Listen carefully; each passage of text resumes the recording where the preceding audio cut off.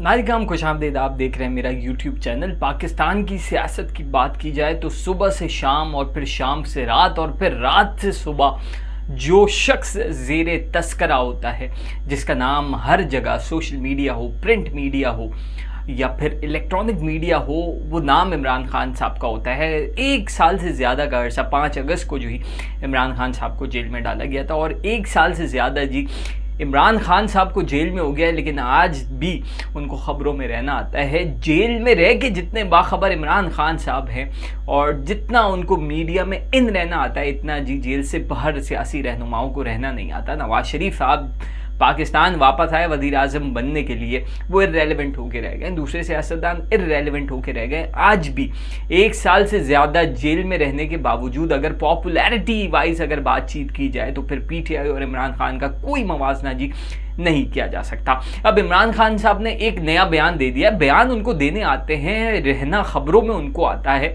उनका कहना है कि मुझे यानी इमरान खान, जरदारी साहब और नवाज शरीफ साहब यानी तीनों के नाम जो है वो ईसीएल में डाले जाए, यानी ये तीनों लोग पाकिस्तान से फरार ना हो, पाकिस्तान से जाए नहीं और पाकिस्तान में रहें और सारी चीज़ें फिर पाकिस्तान में ही हों। इमरान खान साहब का तो ये कहना है कि मैं तो भाई कहीं नहीं जा रहा, मैं तो जेल में हूँ, तो मैं तो हूँ ही पाकिस्तान में। अब जरदारी साहब और नवाज शरीफ साहब जी ये भी बाहर ना जाएं क्योंकि हालात आने वाले दिनों में कुछ बड़ा होने वाला है, इमरान खान साहब का कहना है। अब थोड़े से अगर मंजरनामे को देखा जाए कि पिछले अदवार में क्या हुआ, हिस्ट्री क्या है, वो रहनुमा, वो सियासी कायदीन जो जिला वतन हुए, तो सबसे पहला नाम जी इस्कंदर मिर्ज़ा साहब का आता है कि जिन्होंने अयूब खान साहब को लाया। फिर अयूब खान साहब ने उनको जी एक सेफ पैसेज दिया कि आप जी चले जाएं और फिर वो लंदन में रहे और वहीं पे जी उनका इंतकाल हो गया। काफ़ी अरसे बाद हुआ, लेकिन वो सारी ज़िंदगी, अपनी बकिया ज़िंदगी वो जिला वतन ही रहे और फिर वो वापस नहीं आए। इसके बाद बहुत सारे ऐसी सियासी कायदीन जिसमें मोहतरमा हैं, नवाज शरीफ साहब हैं, ये लोग भी जी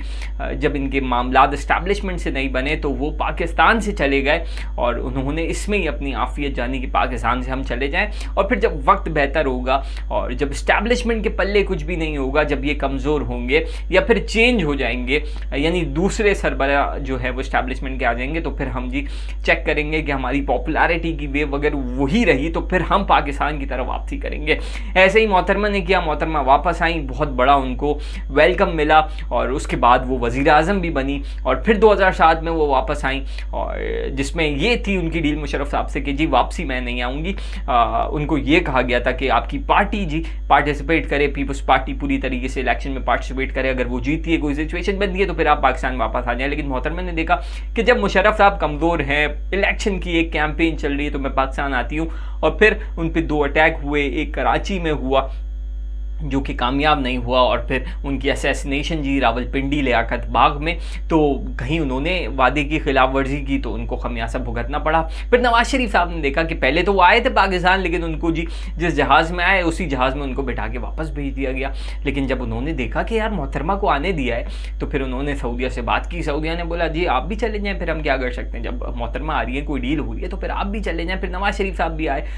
फिर उसके बाद जी जरदारी साहब ने हुकूमत बनाई, मोहतरमा की पॉपुलैरिटी को उन्होंने कैच किया और उसके बाद नवाज शरीफ साहब ने जी हुकूमत बनाई। तो कहने का मकसद यह है कि जो भी रहनुमा जिला वतन हुए वो वापस आए और फिर वही उसी शदोमत के साथ आए और उन्होंने पाकिस्तान की पॉलिटिक्स में एक अहम रोल अदा किया। अब बात आती है इमरान खान साहब की। क्या इमरान खान साहब बाहर जाने की पोजीशन में? तो इमरान खान साहब तो चाहेंगे कि मैं बाहर चला जाऊं, 1 साल से ज़्यादा का अर्सा हो गया, कहते हैं वो यही है कि मैं कहीं नहीं जाना, लेकिन जाने का उनको बहुत फ़ायदा हो सकता है। ऐसी सूरत में एस्टैब्लिशमेंट यही सोच रही होगी कि मोहतरमा हूँ या नवाज शरीफ हूँ या इस्कंदर मिर्ज़ा हूँ, ये इतने पॉपुलर लीडर्स नहीं थे। अब अगर इमरान खान साहब फॉर एग्जाम्पल अगर यूके जाते हैं या यूएसए जाते हैं, उनकी फ़ैन फॉलोइंग बेपनाह है वहाँ पे।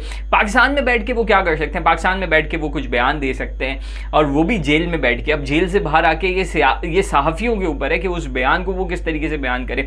लेकिन जब इमरान खान साहब अगर पाकिस्तान से बाहर जाते हैं तो वो तो हुकूमत के चलना ही जी नामुमकिन कर देंगे। वहाँ इतने बड़े बड़े जलसे करेंगे, वहाँ अगर आप 5 बंदों को पकड़ेंगे तो 4 बंदे इमरान खान के फैंस हैं और यूके और यूएसए में उनकी वहाँ के लोकल्स उनको बहुत सपोर्ट करेंगे। यूके में तो पूरी पॉलिटिकल पार्टी ऐसी है एक के जो उनके फेवर में है, तो वो बहुत सारी चीज़ें हुकूमत के खिलाफ कर सकते हैं, इस्टेब्लिशमेंट के खिलाफ कर सकते हैं। वो जो बयानिया वो बना सकते हैं वो बहुत पॉपुलर हो सकता है, और वो सिर्फ लोकल लेवल का बयान ही नहीं, वो इंटरनेशनल लेवल का बयानिया होगा। और जिस स्टेज की पॉपुलैरिटी पे इमरान खान साहब है वो मैच ही नहीं करती। वो तो नेल्सन मंडेला से भी ज़्यादा आजकल वो फेमस हो गए। इमाम खुमैनी भी जिला वतन हुए, लेकिन वो भी बाहर जाके इतना डैमेज नहीं कर सके क्योंकि उनके बाहर इतने स्टेक्स नहीं थे। लेकिन इमरान खान साहब के चाहने वाले बहुत ज़्यादा हैं। तो इस्टेब्लिशमेंट ये चीज़ भी सोचेगी कि अगर इमरान खान साहब बाहर जाते हैं तो वो तो हुकूमत और इस्टेब्लिशमेंट, यानी फिर तो एक खुली उनको आज़ादी मिल जाएगी ना। वो वहाँ जलसे करेंगे, वहाँ कन्वेंशन करेंगे, वहाँ लोगों से मिलेंगे, और फिर वहाँ जो एक एलामिया हुकूमत के खिलाफ जो एक नैरेटिव बिल्ड करेंगे वो तो फिर नाकाबिले बर्दाश्त होगा हुकूमत के लिए। और फिर इस्टेब्लिशमेंट को भी ये सोचना होगा कि क्या करें। ऐसी सूरत हाल में इमरान खान साहब का अंदर रहना भी ठीक नहीं है, और इमरान खान साहब का बाहर आना भी कोई इतनी अच्छी चीज़ हुकूमत के लिए नहीं होने वाली। ऐसी सूरतों में क्या कर सकती है? एक तरफ अदलिया से महाजर आई। इसी सूरत में अगर इमरान खान साहब को तूल देते हैं इनके केसेस को, तो फिर भी 2 महीने 3 महीने में जो अदालत का मूड नज़र आ रहा है कि उनको रिलीफ कहीं ना कहीं मिल जाएगा। और जितनी देर इमरान खान साहब को बाहर लाने में करेंगे तो उतनी ज़्यादा इमरान खान साहब में गम और गुस्सा जो है वो बढ़ता चला जाएगा। दूसरी तरफ ये भी इत्तलात हैं कि कहीं ना कहीं डील की भी कुछ मामलात हैं, और वो डील को जल्द से जल्द पाकिस्तान के वसी तर मफाद में कहीं ना कहीं जी मंतकी अंजाम तक पहुंचना चाहिए।